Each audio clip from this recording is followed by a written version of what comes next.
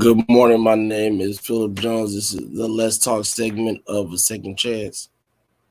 And I'm Tafaro Cook, two-time kidney transplant recipient and founder of Kidney Care Coaches, where we coach people with stage 3 to stage 5 kidney disease. If you or you know someone who has kidney disease and needs to be coached for better outcomes, hit us up at kidneycarecoaches.com. So today we're going to have a conversation about the supply shortage and in-center hemodialysis. We have a couple of things to look at today at this video that you see on the screen. It's about 3 minutes long or so, and then Mr. Cook has an article he's going to go through as well, speaking about a specific medical facility and what they do to kind of get around these things of the supply shortage.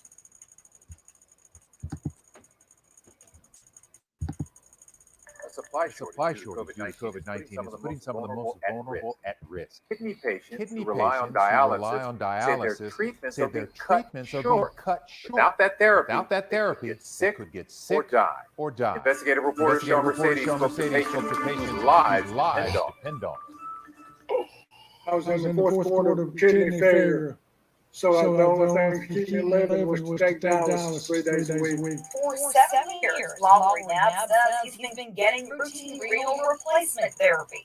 But this week, he says clinicians at Dialysis told him his treatment is being shortened. They've cut me down to 3, and they claim they may have to cut me down to 2. The 80-year-old and his wife and daughter who take him to therapy were caught off guard. I had no idea this was coming. Nab is not alone. Abisha Williams started getting dialysis more than a decade ago after being diagnosed with kidney disease. She says this week her treatment at Fresenius Kidney Care ended sooner than expected. 3 hours and 15 minutes. That's my technical treatment time. How long was your treatment today?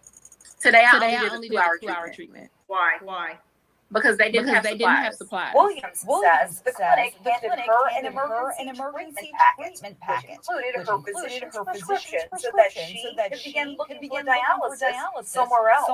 This is scary. When you find out in the spur of the moment, you're like, oh my God, where am I going to go? What am I going to do? KHOU-11 investigators reached out to Fresenius Medical Care North America, the company that distributes supplies to more than 2,600 dialysis centers across the country, including the ones where Williams and Nab received treatment.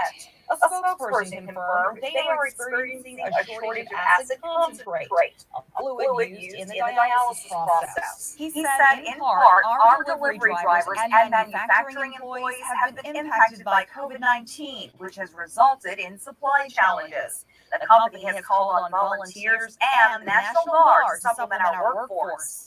The company's chief medical officer said, in part, in emergency situations, it is sometimes necessary to temporarily adjust the dialysis prescription to optimally utilize available resources. We know from our previous experience in natural disasters that these changes can be made while still meeting the standards for adequate dialysis. They should have informed us. We should have had to wait until the very last minute, like cutting us off of the machine. To find out what was going on. You can't say this one can have the right amount and this one doesn't need it. You cannot say that. That's picking who lives and who dies. The national supplier could not give me a timeline on when things might return to normal. Dialysis, the place where Lawler Nab receives his treatment, tells me they predict it could be 2 to 3 months. Back to you. Cheryl started looking into this story because a viewer emailed us. You know what's crazy is that that's the same article we read yesterday. That's the same. It's just in a video, but it's about the same article that we read yesterday morning. It's the same guy, same lady, the same story. And I just found it, before we got on. So I didn't even know, but I mean, it fits perfectly because, it's still carrying over till today anyways, what we're going to talk about. But I think it was, interesting to see it from that point of view. Also, for it coming from those specific people, as opposed to just reading words on the paper of an article and being able to hear it from those people and hear exactly how they feel. Because you can always tell how somebody feels by how it come, how they say it, how The it comes out, emotion. the You see, you emotions. feel Right. you feel the emotion. You see that they're in desperate need of what of the situation. And what pains me about that whole situation right there that we didn't get from just the article, where we have Fresenius talking about 2 to 3 months, and you and I both know that you don't do dialysis for 2 or 3 days, you could be out of here. And we're talking about cutting people's stuff for 2 to 3 months, Phil. Dang on, man. And so, I am happy because yesterday I stated that it didn't make national news. I don't know if that was national news or local, but I'm glad it did reach somebody's news and they talked about it besides us. So I'm happy that is the concern is out there. But what I want to talk about right now is a solution to this, and this solution is was provided by the Cleveland Clinic, and this is what they say: an in-house solution to address the national shortage of dialysate. So right here it says areas hit hard by COVID-19 pandemic may be experiencing a decreased supply of dialysate solution bags, which are used in continuous renal replacement therapy. A low or threatened supply of dialysate may compromise care for patients with kidney disease who rely on dialysis. Nearly 30 years ago, Cleveland Clinic began producing its own solution in-house using industry standard technology. Today, the doctor's name is Savan Jamai, MD, Director of Critical Care Nephrology, and his team shares step-by-step instructions for the in-house production of ultra-pure continuous hemodialysis fluid. And right here they have a video of it also. So this video was created to offer support and instructions. So let me get this correct though. Check this out. Now, this doctor in Cleveland Clinic said they started this process 30 years ago, making their own, Phil. So that's remarkable. So therefore, if you started this 30 years ago and they knew how to do this technique since then, man, don't you think that don't you think these centers should have been, having some information on this already? Because they already created this 30 years ago. It meets industry standards. We shouldn't be in a situation like this when this information's been out 30 years, how to make your own dialysate solution. And now we come to this because the pandemic started in what, 2020, 2019, and now 2020, I should say. And now we're at a shortage and now we're jeopardizing people's lives. What's your thoughts on that? Well, like you said, if that information was out 30 years ago, if nothing else, there should have been some kind of backup plan in place. Right? You should have, if they came up with this, it's for a reason. And they see something's going to happen, later on in time, whether it's 30, 40, 50, 60 years from now, and it's a reason why, people don't just come up with solutions for stuff medically just to do it. Like they're not just sitting at home like, oh, I wonder what I can do this today. Like the reason for it. So why not just pay attention, follow it. It's nothing wrong with putting contingency plans in place, right? Because when you get into the situation, it's all right. Well, plan A, all right, done plan A. Okay, plan B. You got to make sure that you, especially like the lady said, you choosing who lives and who dies at this point. That's it. The big weed out process of who lives and who dies. If now Cleveland Clinic's thought process was like this, I'm assuming, hey, you know what? Let's make our own solution. Therefore, we ain't got to rely on nobody else. We ain't got to rely on an outside company. We don't have to do any of those things. All we have to do is make it our own self. And I'm quite sure it's cost saving also. To make your own solution in-house, you don't have to ship it in or none of those things. You just make your own.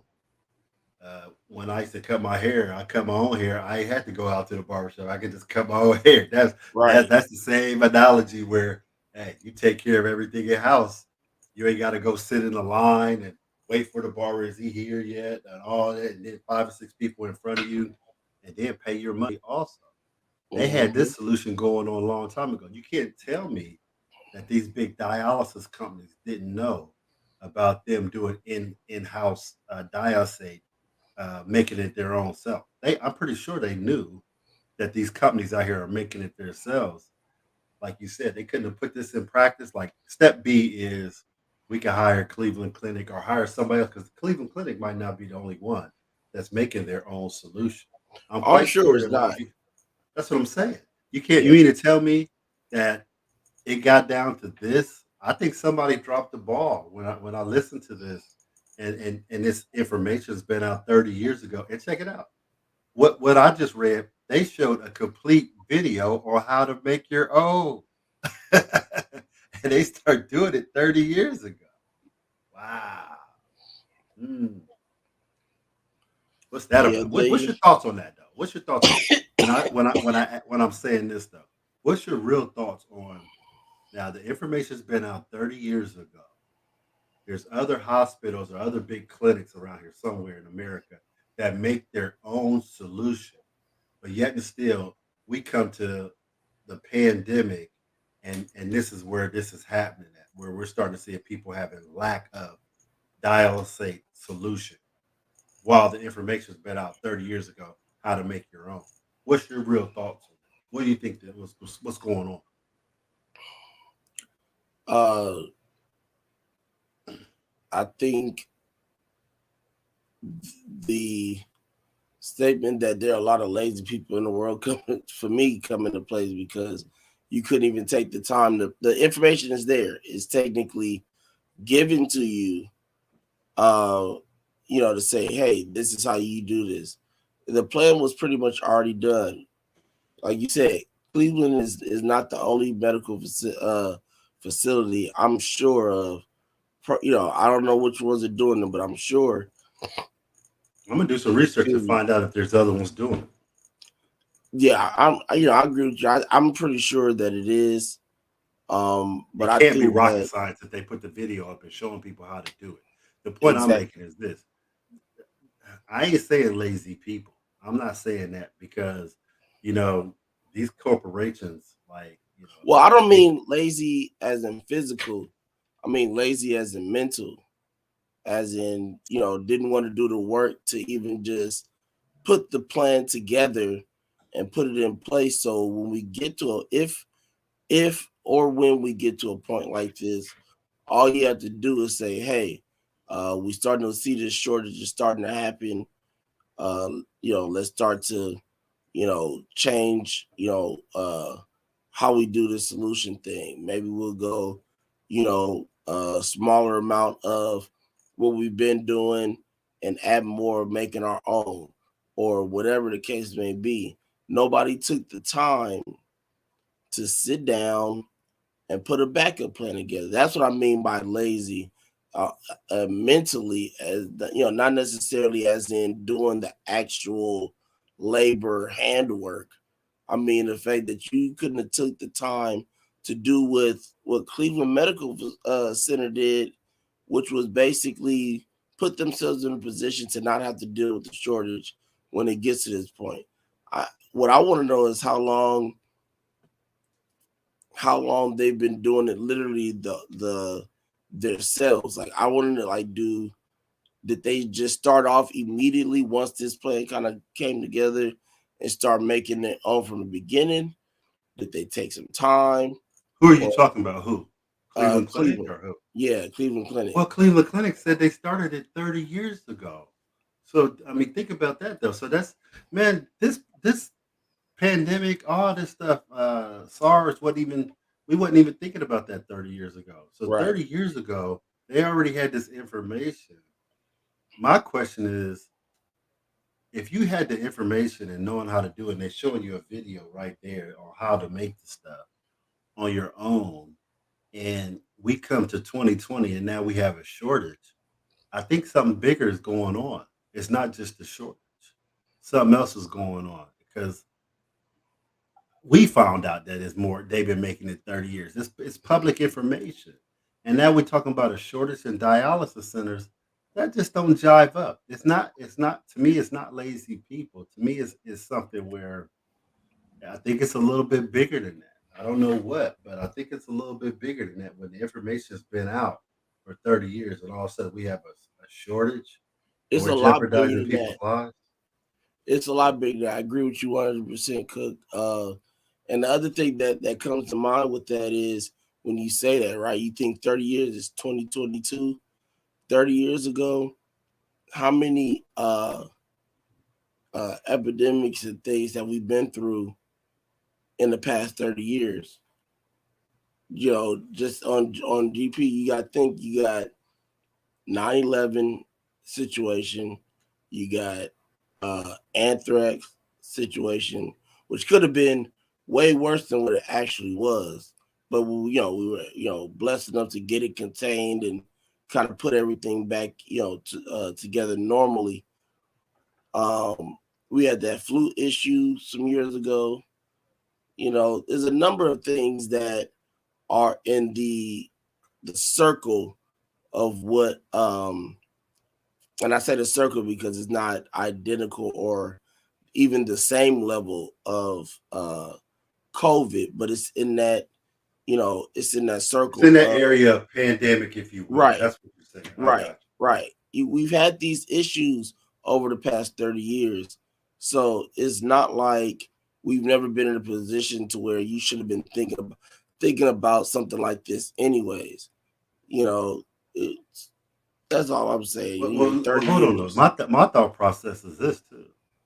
The big dialysis corporations always want to save money. If they can save money, they're down with saving money. If they would have adopted these procedures 30 years ago, looking at the bottom number that they're not, outsourcing the solution, the dialysate solution, they would have saved a lot of money by now. They'd have been making money off their dialysate because they could have sold it to a smaller dialysis corporation or what have you. So that's an opportunity for another revenue stream. We sell our own dialysate solution. And the crazy thing about it is we wouldn't even be talking about no pandemic. So I think when they're blaming this on the pandemic, and you're telling me that this company's out here been making it for 30 years, I don't think it's the pandemic has anything to do with that. That it don't even jive up to even form your sentences into saying that it's the pandemic that caused this. And now we got to shorten up people's treatment. It's deeper than that, man. It's deeper than that. But that's what I'm saying. I agree with you on that. It's not the pandemic, and that's what I was referring to by saying we've had a number of instances like this in the past 30 years, and we didn't even get to the point that we're at right now. So what's the difference between then and now that's putting us in this position? It's got to be something else on the outside of the pandemic. It has nothing to do with COVID. It's something completely different. Excuse me. This goddamn thing is irritating. Excuse me. So, I don't know, but I agree. It's definitely not. The reasoning is not COVID for sure. It's definitely something else. Well, this is what I'm gonna do. Hopefully, I can find some information on, who else is making the dialysate solution. Hope I'm saying that right. Solutions, so we can find out who else is making it besides Cleveland Clinic, and then I like it. I like to bring it to our audience's attention on that. But I just think it's bigger than I'm gonna leave this alone, but I think it's bigger than COVID. Pandemic, when you've been having somebody making this for 30 years up to industry standards. and you know, and so the information's been around. And all of a sudden, like in that article said, we're bringing in the Army, the Navy, and stuff for people to start making it and all this stuff. Man, that sounds like smoke and mirrors to me.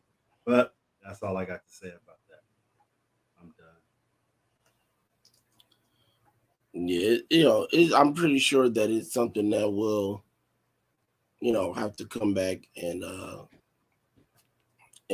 touch on later. It ain't going, especially because they want to make sure that it's a connection to COVID.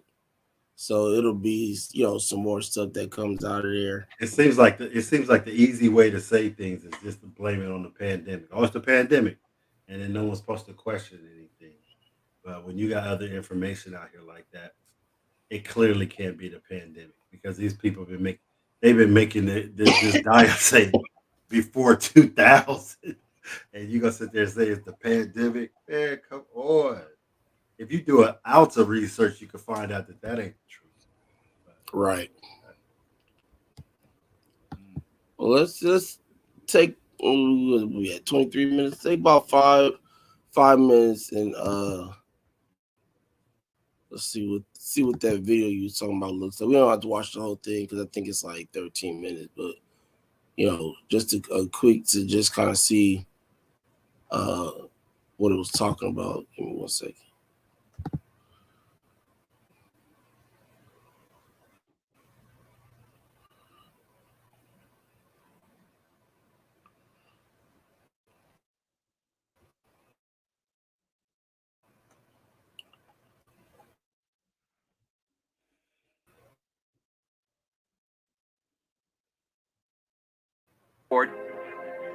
Plastic.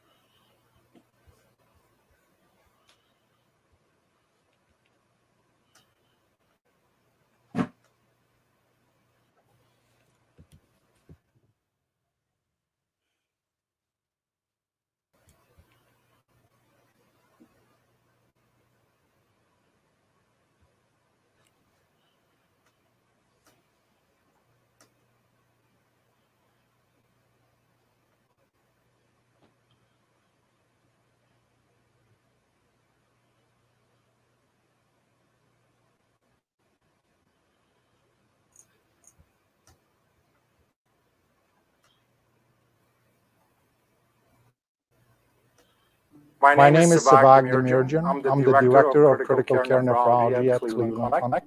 The following is a step-by-step instructional video for making ultra-pure continuous dialysis solution. In the last few months with coronavirus crisis, there are many medical centers who are running out of dialysis supplies. And unfortunately, the companies who make these dialysis solutions have limited solutions in stock. So we've received many calls from hard-hit areas like Chicago, Detroit, and New York, asking us about the process. Our experience for many years at Cleveland Clinic, it actually started almost 25, 30 years ago with Dr. Emil Paganini, and one of our head techs who still works to this time, Orlandis Robinson, who've been the bright minds who put this together way back. Our dialysis manager, Tracy Coates, and Matthew Lane, our CRRT lead technician, will go over the details in the following video. Thank you and stay safe. This is the CRRT Ultra Pure Dialysate Production SOP. The solution is prepared using a volumetric single-pass dialysis machine. Fresenius 2008T and K2 are used here.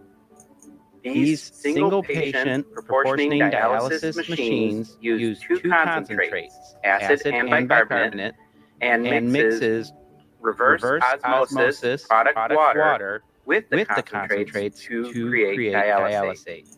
This solution is a replication of the standard dialysate used during intermittent bicarbonate hemodialysis with the correct ionic composition and physiological temperature. Conductivity is set at a sodium concentration of 140 milliequivalents per liter. Potassium is 2 to 4 milliequivalents per liter. Bicarbonate is 30 milliequivalents per liter. The dialysate feed line is connected to one dialyzer port, while the unused dialysate port is capped during the procedure. The return dialysate line is placed into a container of replenishable water to complete a closed dialysate circuit.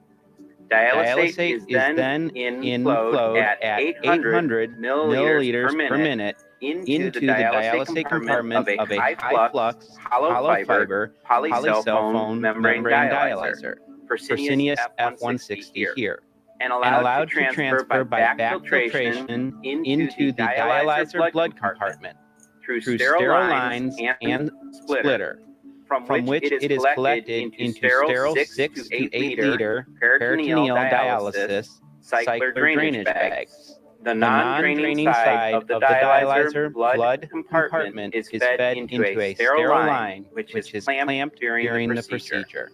Step 1. Bring the dialysis machine up to conductivity with the desired ionic composition. Make sure the conductivity limits are plus or minus 5 of the theoretical conductivity. If using a portable reverse osmosis system, chlorine and chloramine test needs to be done prior to system startup and redone at a maximum of every 4 hours while in use. Document readings on dialysate preparation log sheet. Step 2. Run machine through the standard test by placing the dummy chamber in the air detector.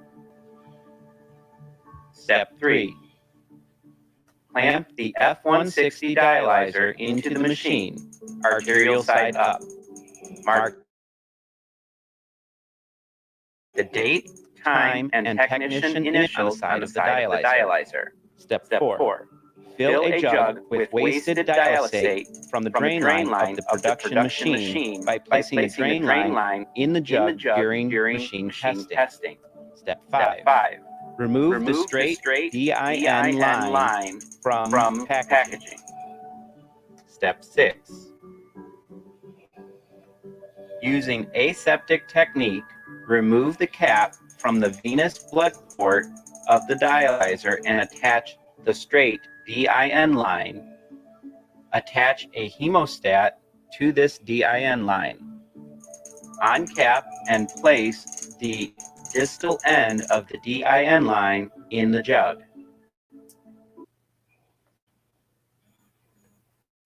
Do you have trouble interpreting EKGs? I can help you. Exciting news is Step 7. Remove the other DIN line and splitter from the package. Step 8.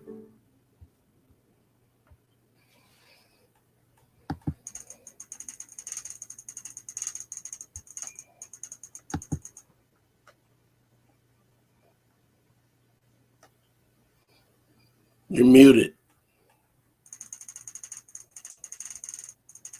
We get the process, and thank you for showing that video. That's pretty important. And why I think it's important is because they started this process 30 years ago, and now all of a sudden we're having a problem with we'll have enough. Right. That blows my mind away. That's all I got to say. Yeah, 25, 30 years ago, and now you want to, get this information that's been, that I'm sure they had no problem just technically given to you or whatever the case may be. Like, however that conversation needed to go, you wait 25, 30 years to get this information. Check this out, though. Check this out. The stuff being made is not rocket science. You and I can take step 1 through 7 or 8 and make the stuff ourselves. These doctors already did the blueprint of how to do it. And now And you mean to tell me that we're jeopardizing people's lives all because of this simple thing that could be made in any dialysis center anywhere, as long as you got the water and all the materials, it can be made. But now we got people in dire straits who are doing hemodialysis and might not be able to do their treatments properly, causing all kinds of things that can happen to them, modalities that can happen.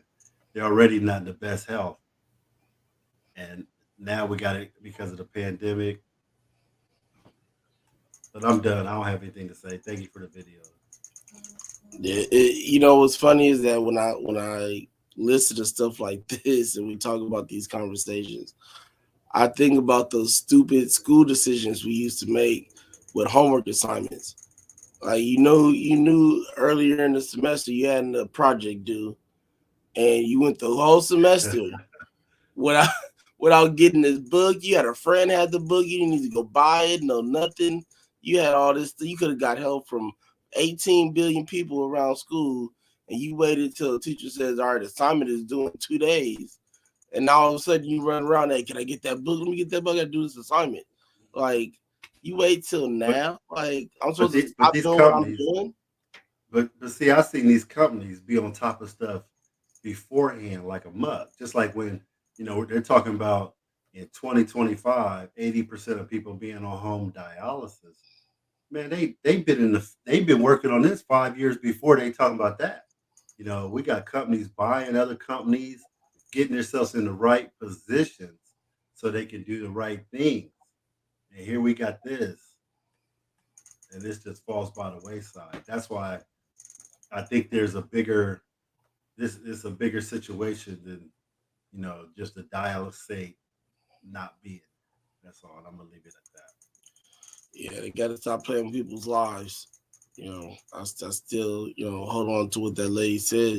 At this point, when you do stuff like this, like, in connection to what you were just saying, yeah, at this point now you're picking who lives and who dies. Right. You can't do that. You can't play with people's lives like that, especially when you're the first one that's going to yell when they do something wrong. I mean, we've all been through that. We've gotten that yell at, one or two times while on dialysis, was late to treatment, or had, we're going this trip. I need to get off 10 minutes early, or whatever the case may be. And they want to go off, right? But then they don't want to take responsibility when they mess up. So, but it is what it is. We'll head back. What's going on, Mr. Drake? And so, we'll eventually, and more than likely in a week or two, another article will pop up about it, and we'll touch on it and bring it back up. So definitely stay tuned for updates on the supply shortage going on and how that pans out, especially if you're a dialysis patient. You need to know this stuff. So you can try to get ahead of the game. When you going in for your treatments, you can go in and say, "Hey, I heard XYZ. What's going on with this?" So you can put yourself in a position to be able to not be so much affected, by it, because you kind of already see it coming. So, ask the question. Are you guys running low on, dialysate solution? What's the challenge, and how are you guys dressing? I think everybody who's on hemodialysis needs to talk to their doctor or talk to their lead nurse and find out, how you guys are addressing it, especially if you're just starting dialysis in the center. You might need to know what's going on with this. So it's just a little heads up for anybody out there who is about to start dialysis. It's not a bad question to ask. Yeah, we might have to be something we may have to touch on just a real small bit, like 1 or 2%, during our dialysis conference this month. So, but we'll definitely be talking about it before then. So, but great show. Again, like I said, we'll more than likely be bringing it back up sometime soon. To give any updates and how is it going and progressing if it's being fixed, if it's not, what you need to look forward to in your centers and things of that nature as well. If you have any questions, hit the comments at the bottom, or you can try to get in touch with us through social media. We answer messages there as well. Definitely like, comment, just on the show in general. Doesn't have to be a question. Subscribe, hit that subscribe button. Appreciate everybody that's been supporting the Second Chance over this past year. We'll see you tomorrow morning. Peace.